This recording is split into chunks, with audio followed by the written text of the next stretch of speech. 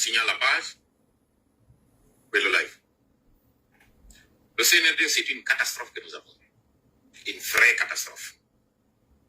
Je ne sais pas si vous avez remarqué, leurs comptes sont certifiés.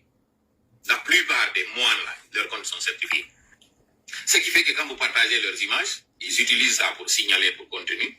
Quand vous dites une chose, ils utilisent ça et signaler la page pour dire que, voilà, et d'ailleurs en passant la page d'OAJ, ils l'ont ciblé. Leur priorité actuellement, c'est d'attaquer la page d'OAJ. Nous avons été victimes, nous sommes en train de nous battre pour reprendre notre page. Ce sont eux, en complicité avec des organismes qui se trouvent en France et aussi certains gérants de base qui se trouvent aux États-Unis. Ce sont eux qui sont en train de le faire. Malheureusement, aujourd'hui, même des gens qui sont en Asie, ils ont des comment ils les appellent d'ailleurs, on les appelle les compte managers, account manager plutôt. Account manager, c'est ça.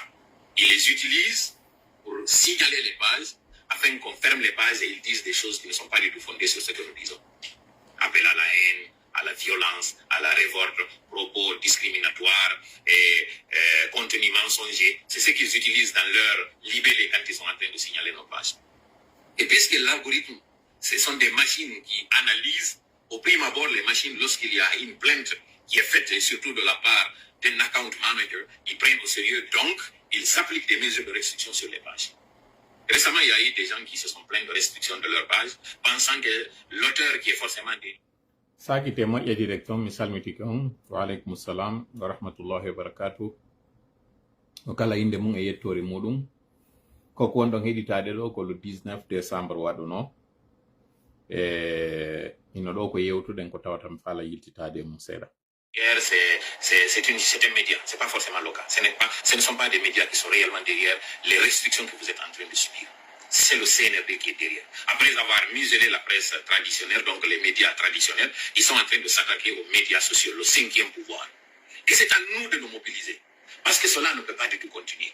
Donc c'était en train de vous dire les conséquences de cet incendie. Sur les conséquences sont de deux ordres.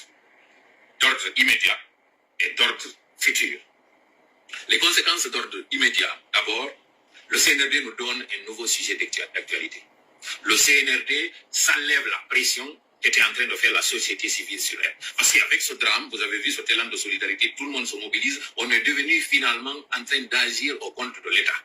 La population guinéenne, comme toujours, elle s'est substituée à l'État, jouant le rôle que l'État devait jouer. Donc, première conséquence, la société civile va calmer le ton, elle va s'occuper d'autre chose que de s'occuper de revenir à l'essentiel. Ça, d'abord, c'est la première conséquence et c'est l'objectif que visait le CNRD à travers cet incendie. Deuxième conséquence immédiate, c'est que l'électricité, aujourd'hui, qui est le délestage au niveau de EDG, puisque nos centrales fonctionnent soit à l'hydraulique ou bien au carburant, ils vont dire qu'avec cet incendie, les cuves sont vides et donc par conséquent, la provision qu'avait EDG pour alimenter ces centrales est partie en fumée. Donc, ils vont prendre ça comme prétexte pour nous dire s'il y a délestage, ce n'est pas du tout de leur faute. C'est cet incident, c'est ce cas de force majeure. Deuxième conséquence et deuxième objectif que visait le CNRD à travers cet acte criminel. Ça, ce sont les conséquences immédiates et vous avez tous suivi le communiqué numéro 3 qui justifie et qui glisse dans les mesures cet avertissement, ce communiqué à l'endroit des populations pour dire que l'électricité va être perturbée par endroit. Ça, c'est la deuxième conséquence. Alors maintenant, aux conséquences présentes et futures qui vont arriver dans les jours à venir et sur lesquelles vous devez vous préparer pour dire non au CNRD parce que c'est une manipulation. Cette pénurie de carburant va permettre au CNRD d'augmenter le prix du carburant parce que c'était déjà dans le tuyau que le CNRD augmente le prix du carburant à la fin de cette année, comme c'est d'ailleurs l'habitude du compte, c'est la coutume, l'augmentation du prix du carburant se fait en début d'année, en fin d'année ou bien pendant les vacances estivales. Pour le cas de la Guinée, habituellement, c'est en fin d'année qu'il y a baisse ou augmentation du prix du carburant. La Guinée avait fait une commande qui lui a coûté très cher et ne pouvait pas du tout suivre le rythme. Donc, elle en a profité pour créer cette pénurie de carburant pour que les gens achètent le litre à un prix pharaonique, un prix astronomique, et après, ils vont libérer, ils vont mettre la quantité à la disposition des gens et leur dire, à cause de cet incident, désormais, nous ne pouvons plus vendre le carburant au prix habituel. Acceptons de faire ce sacrifice à cause des réaménagements qu'ils vont faire pour mettre le carburant à notre disposition. Entre autres, ils vont dire que le carburant de l'intérieur sera ramené à Conakry.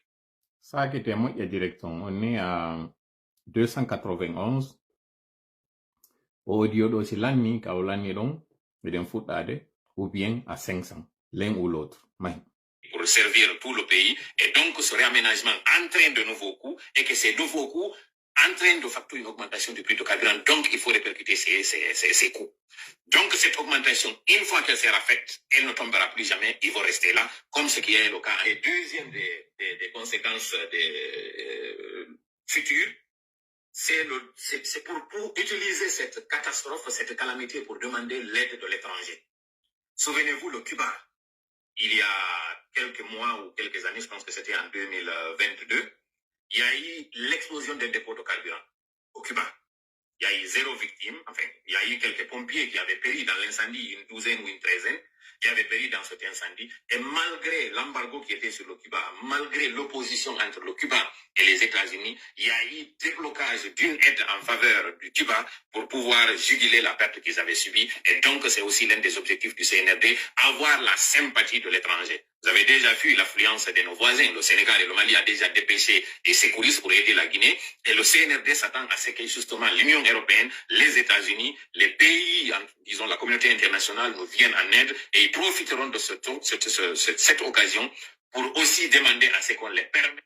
Ça qui était moi, il y a directement des andi VP non a qui tout de la Guinée parce que ben niyo jama o yobu.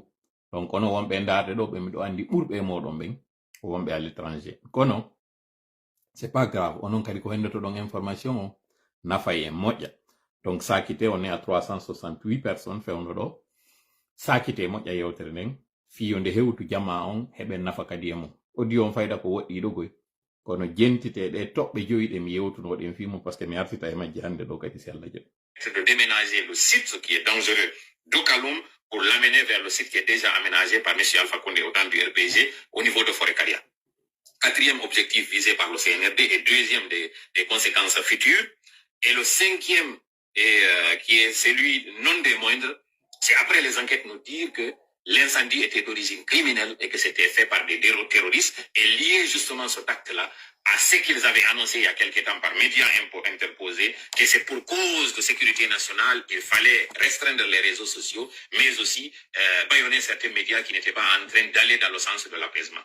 Donc, ils vont nous dire qu'en réalité, ce qu'ils insinuaient pour sécurité nationale, la Guinée était ciblée. Et pour mieux comprendre cette Menu de cette nuit ou de ce soir, nous avons 2 points et des divers. Le premier point, c'est celui de la gestion de la crise du carburant et les solutions envisagées par le CNRD. Question, qu'est-ce qu'on ne vous a pas dit et dont les conséquences sont très fâcheuses pour le pays? Écoutez très bien. Ce que le CNRD est en train de cacher, qu'il ne veut pas du tout mettre sur la place publique, mais dont les conséquences sont très fâcheuses, nous allons vous le dire aujourd'hui. Deuxième point à l'ordre du jour, parlant justement de conséquences, quelle autre répercussion aura cet incendie sur le fonctionnement du pays, surtout sur la dette publique? Aujourd'hui encore, comme nous avons l'habitude de vous donner la primeur de certaines choses et de vous faire des révélations avant que ce que nous avons révélé n'arrive, nous allons encore faire une prédiction. Ça va être une prédiction, hein. Ce ne sont pas forcément des informations, c'est une prédiction que nous allons faire. Et nous allons voir si, de la même façon que ce que nous avions prédit dans le passé et qui s'est finalement avéré ou qui s'est réalisé, nous allons encore faire cette prédiction et spéculer, parce qu'on nous appelle des spéculateurs, et voir si le hasard qui se répète est un hasard. Nous allons encore le faire pour aujourd'hui. Le troisième point, c'est des divers, et dans ces divers, nous allons parler de la fonction publique, nous allons parler de l'Internet, nous allons parler des mines, de l'éducation, bref, nous allons parler de tout, parce que, comme d'habitude, lorsque nous touchons, il y a toujours des accointances, il y a toujours des liens entre les points des uns des autres, et puisque nous avons parlé économie, nous avons parlé carburant, nous avons parlé fonction publique, vous allez encore entendre beaucoup, vous allez savoir, vous allez être encore très étonnés de comment est-ce que cette nébuleuse est en train de gérer ce pays. Le retour en arrière, ce voyage dans le temps que nous a fait le CNRD, mais malheureusement, il nous a ramené au pire moment de notre pays, au moment où on disait l'attente du bateau, c'est là où le CNRD nous a ramené. C'est normal, parce qu'ils ont dit qu'ils voulaient réhabiliter le PDG RDA et ils voulaient réhabiliter aussi Sékou Touré, le camarade Ahmed Sékou Touré. Pour ceux qui le savent, connaissent déjà les difficultés que le pays avait rencontrées lorsque justement nous avions eu cette indépendance très précoce, très matinale, mais malheureusement qui a été très mal gérée. Et c'est ce que le CNRD est en train de rééditer. Cette malédiction justement qui est en train de s'abattre sur nous, elle était prévisible parce que le CNRD a choisi le pire de ses présidents pour lui accorder une réhabilitation pendant que ce président est à la base de la catastrophe que nous sommes en train de vivre. Le Camboaro est une illustration. La fuite des cadres, la fuite des cerveaux, c'est aussi une des conséquences de cette gestion du régime de Sékou Touré. Et aujourd'hui encore, Rebelote, c'est la même chose qui est en train de se passer. Sauf que la différence, nous allons vous la donner aujourd'hui. Qu'est-ce qui fait la différence entre le PDG RDA, la gestion de Sékou Touré, et la gestion du CNRD? La différence, elle est très minime, mais elle est quand même importante. Je reviens sur cette partie en français, à l'attention de tous les Guinéens, qui comprennent que cette solution palliative proposée, pas cette solution, c'est solution palliative proposée par le CNRD, pour juguler cette crise, essayons d'examiner ces solutions l'une après l'autre, pour voir son effectivité et son efficacité, ou ses effectivités ou leurs efficacités. L'État russe a proposé de fournir et d'installer des cuves, c'est-à-dire fourniture et pose de cuves pour pouvoir permettre à l'État guinéen de nouveau d'avoir un stock de carburant parce que ce dépôt qui est parti en fumée est le seul et le plus grand que nous avons en termes de stock. Il y en a à l'intérieur, à Kankan et à Zérekore, il y en a. Mais la plus grande réserve qui doit répondre à la demande, c'est celle qui vient de partir en fumée. L'État russe, contre certainement les matières premières et contre des avantages, propose à la Guinée, pas de manière gratuite, la reconstruction de ces dépôts. Mais est-ce que cette solution était la plus rapide et la plus efficace que la Russie pouvait proposer à la Guinée? La réponse est non. Parce que l'un des problèmes auxquels le Guinéen aujourd'hui est confronté, c'est le problème de transport. Parce que qui parle d'activité, parle de déplacement. Et puis il parle de déplacement, parle de moyens de transport. Au temps de M. Alpha Condé, nous avions un train qui s'appelait Conakry Express. Ce train, pour sa circulation, utilisait les chemins de fer de Russal. À un moment donné, Russal, vu que Russal a la propriété de l'usine de Fria et en même temps aussi des chemins de fer, a décidé que ce train ne peut pas utiliser les chemins de fer de sa compagnie. Et donc, il y a eu un bras de fer entre M. Alpha Condé et la société Russal, où la Guinée, finalement, a courbé les chines et a reculé, laissant à la Russie la latitude d'utiliser ces chemins de fer comme bon lui semble. Si Russal et l'État russe voulaient vraiment aider la Guinée, pourquoi ils n'ont pas proposé l'utilisation temporaire de ces chemins de fer, de ce train Conakry Express, et que eux, de leur stock de carburant, qu'on utilise ce stock pour alimenter ce train pour que les Guinéens puissent se déplacer en attendant? Pourquoi la solution proposée est celle de la reconstruction plutôt qu'en attendant qu'on puisse avoir cette solution temporaire? Pourquoi? Nous avons dit à l'entame que cette proposition, cette solution n'est pas du tout gratuite. Elle sera moyennant quelque chose. Et d'ailleurs, qui sait le rôle joué par la Russie par rapport à son lien avec M. Alpha Condé? Qui connaît?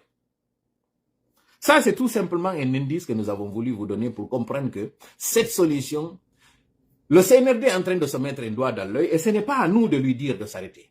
Continuez. Seulement, nous voulons informer la population que ce n'était pas la solution la plus rapide et la plus efficace que la Russie pouvait offrir. Mais tant mieux. Ils peuvent continuer dans cette solution et nous allons observer, applaudir seulement. Il fallait mettre ça à la disposition du peuple de Guinée. Deuxième solution, c'est ce bateau flottant. D'aucuns ont dit qu'il sera fourni encore par la Turquie. Cette Turquie, dont le bateau flottant, qui était celui de la fourniture de l'électricité, avait été chassé de manière abrupte. Et que ce soit encore cette Turquie-là qui vient proposer cette solution de ce bateau flottant. Il y a anguille sous roche. Il y a problème. Mais puisque la Guinée est face à une situation où elle n'a pas le choix, elle doit l'accepter. Examinons maintenant cette solution encore, de manière pragmatique. Un bateau flottant pour lequel il y a eu déjà aménagement, et ça il faut le saluer, très rapide, à la vitesse de l'éclair, de ce bras, de ce pont. Parce qu'il faut savoir, entre le dépôt et le bateau, il y a une distance. Et cette distance, pour qu'il y ait le dépotage, le transvasement, on va dire, il y a une distance, cette distance a été reconstruite. Mais le problème de la Guinée, ce n'est pas d'abord ou seulement la fourniture, c'est le stockage. Et ce bateau viendra justement pour répondre à ce problème de stockage, mais le bateau n'est pas du tout sur la terre ferme. Le bateau va être en mer. Et lorsqu'il sera en mer, le dépotage se fera à travers ce bras qui quittera le bateau au niveau de cette ancienne installation où il y a une réhabilitation rapide pour mettre le carburant là. Mais examinons cette solution de manière technique. Le bateau, même si c'est lui la solution de stockage, moyennant quelque chose ou contre un montant, ne peut pas mettre le carburant directement dans les citernes. Il doit encore subir le même processus qu'avant et le mettre dans ces petites cuves et à leur tour, ces cuves vont ravitailler les petites citernes. C'est comme ça la procédure. La demande, entre-temps, elle est là. Elle est en train aussi de s'accumuler.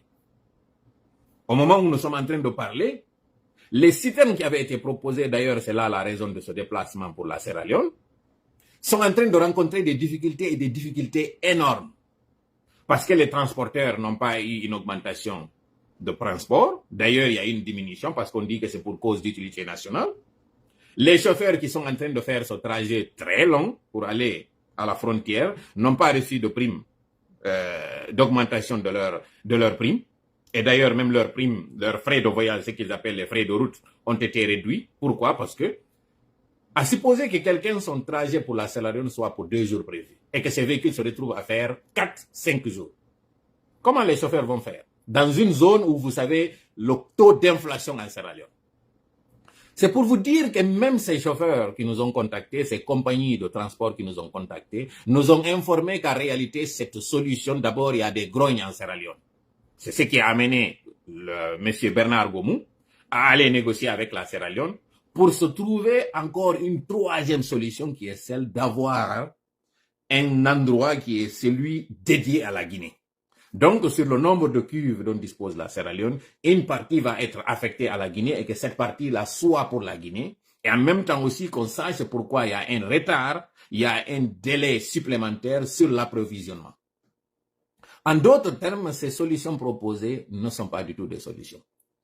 Maintenant, pourquoi le CNRD ne le dit pas au public? Pourquoi le CNRD, aujourd'hui, vous avez vu, il y a un manque criard de carburant. D'ailleurs, il n'y a plus de diesel.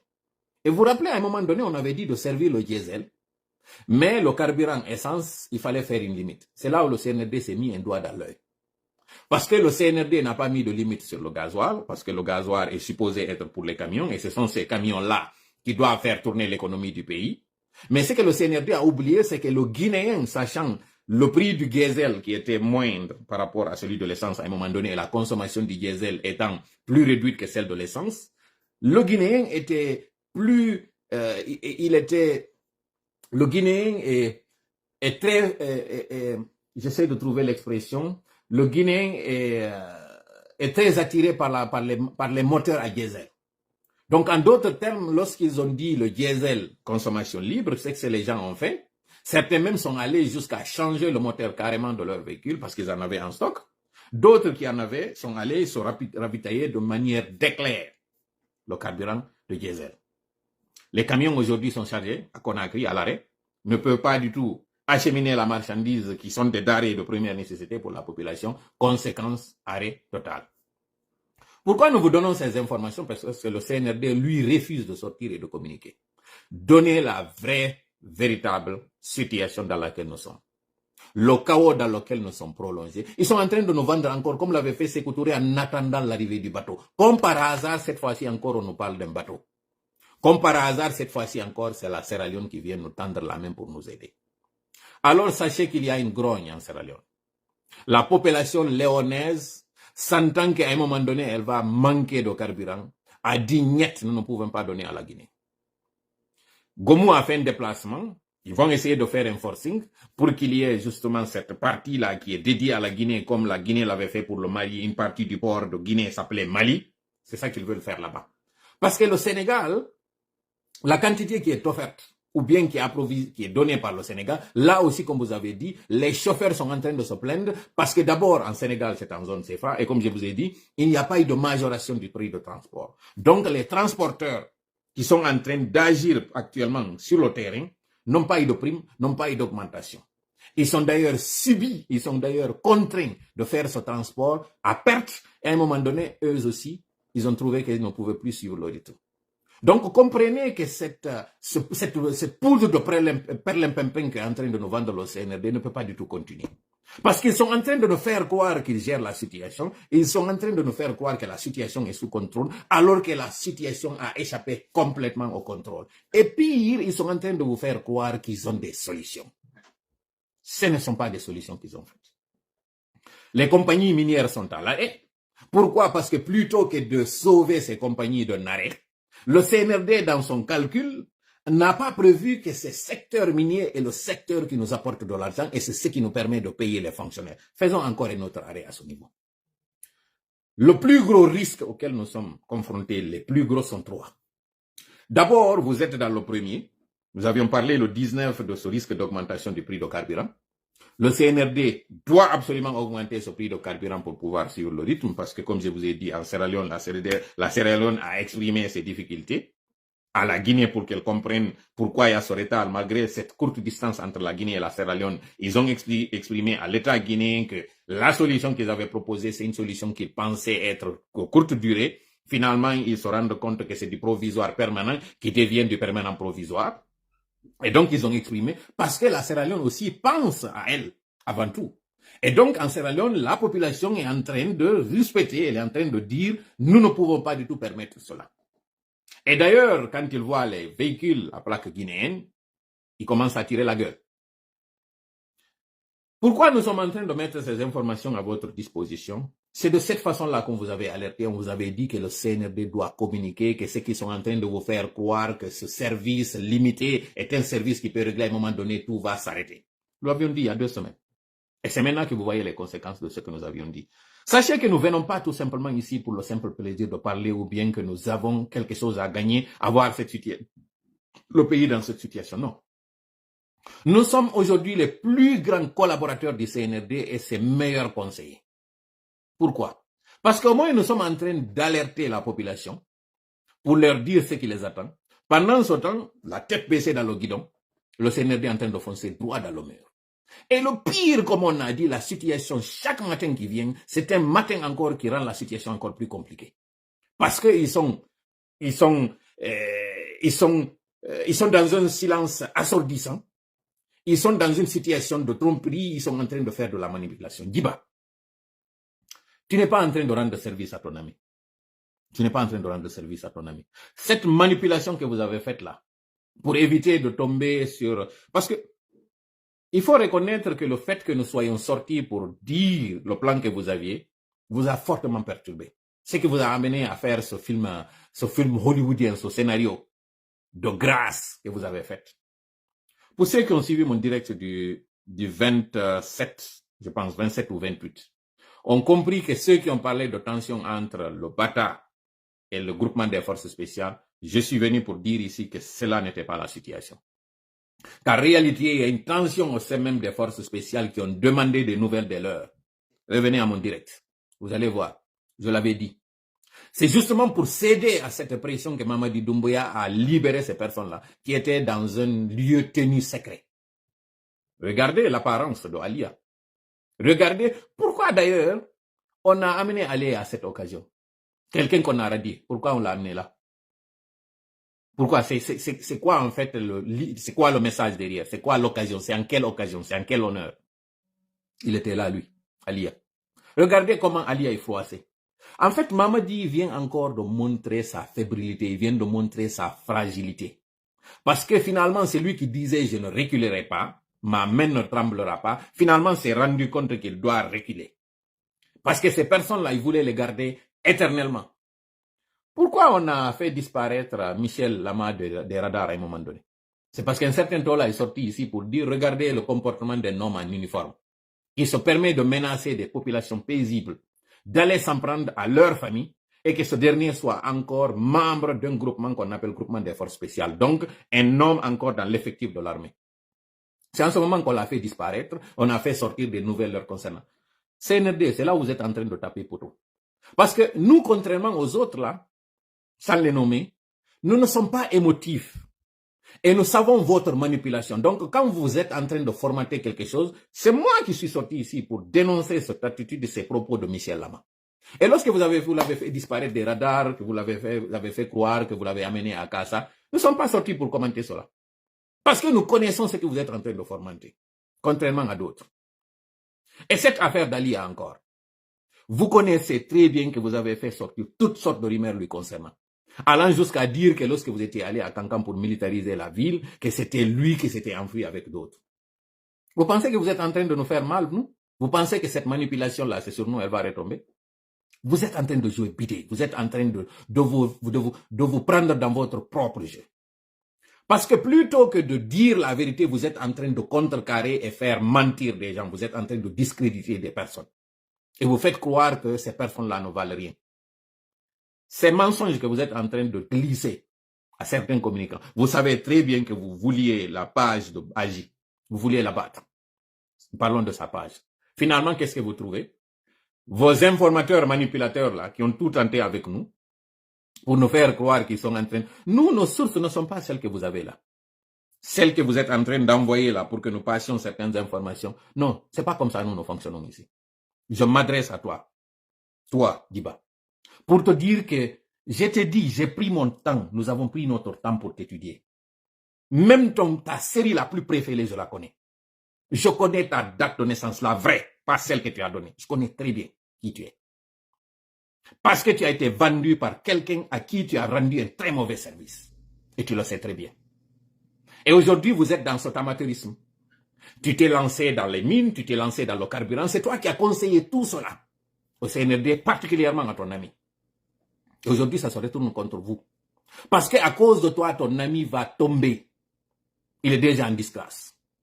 Parce que cette pression que vous avez subie jusqu'à sortir ces personnes-là que vous aviez décidé complètement de mettre hors circuit, ça, vous avez montré au groupement des forces spéciales justement votre fébrilité. La sérénité qui était là n'est plus là. Et il faut que le peuple de Guinée le sache. Mais Sarakata, là, vous n'allez pas du tout échapper. Je vous le dis, vous n'allez pas du tout échapper. Cette crainte que vous avez, cette manipulation, en faisant croire que vous avez gracié des personnes, pourquoi gracier ces personnes-là qui n'ont même pas été jugées?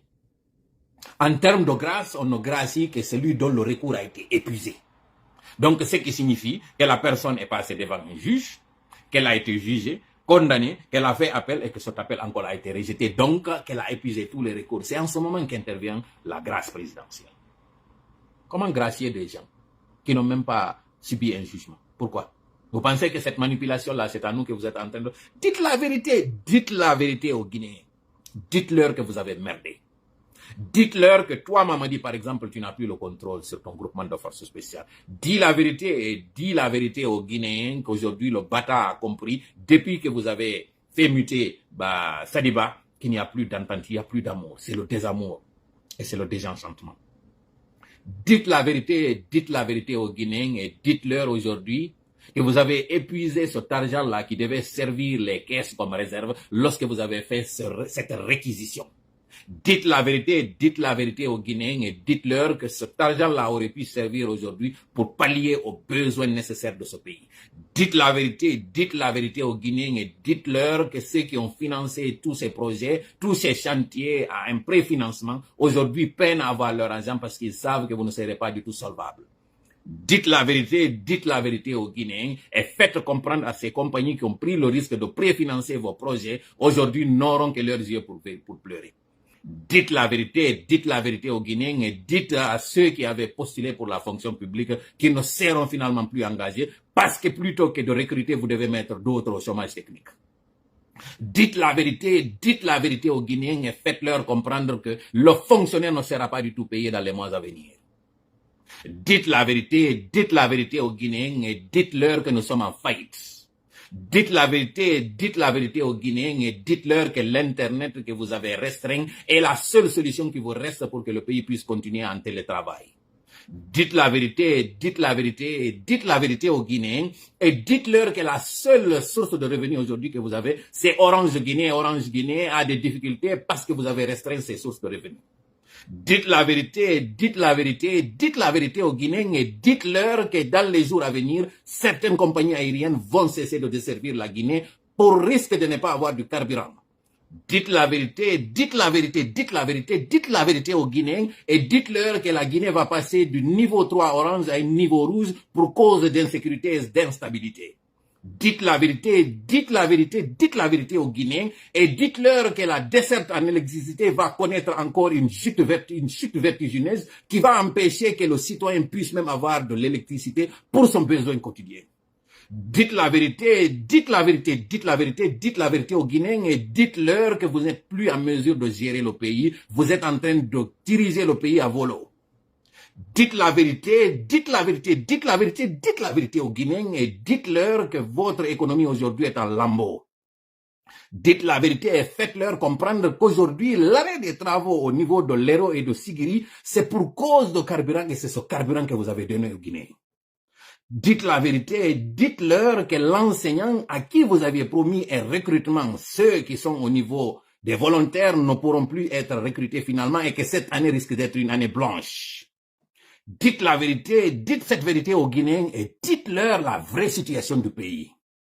Dites-leur que tous ceux qui ont pris le risque de vous accompagner, y compris les opérateurs économiques, leur bon de trésor arrive à échéance et vous n'êtes pas en mesure de le payer. Dites la vérité à ces opérateurs économiques que les banques vont bientôt être en cessation de paiement, donc les transactions transatlantiques ne pourront pas avoir lieu, leurs marchandises vont se retrouver bloquées de point de départ, ça ne pourra pas aussi être acheminé en Guinée. Dites la vérité aux Guinéens et dites-leur que bientôt les hôpitaux vont être en situation de sécheresse, ne pouvant pas du tout faire face à certains besoins nécessaires. Parmi ces besoins, les opérations chirurgicales. Dites la vérité, dites la vérité, dites la vérité aux Guinéens et dites-leur que dans les jours à venir, la ceinture va être tellement serrée que finalement la hanche va se couper.